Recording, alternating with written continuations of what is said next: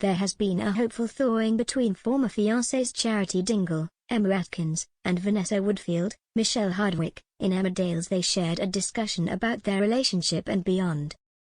Things have been tense between them, with the elephant in the room being Charity's new partner Mac Boyd, Lawrence Robb, the man at the center of the couple's split. But as they came together in the park for the sake of a reunion with Johnny, the pair shared some apologies for the way things had gone down between them. Charity was delighted to know that Johnny had indeed talked about her and missed her and Moses. They also shared a laugh, which hinted at their former spark, over Johnny dropping Charity in it over a curry breakfast. Though to be honest, as far as I'm concerned, that is the breakfast of kings. The pair reminisced about their fraught but passionate relationship, with Vanessa admitting that it was too fierce to ever have properly worked. Charity wasn't so sure though and later talked about her failed relationships, coyly telling Vanessa that she was the best of her exes.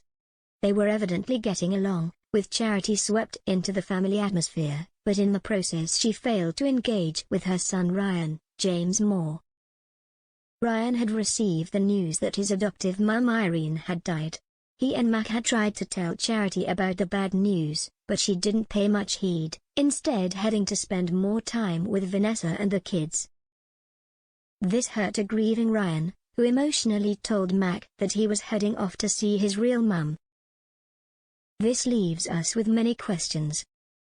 Can Ryan forgive Charity for missing out on his pain? Is there still a chance for Vanessa and Charity?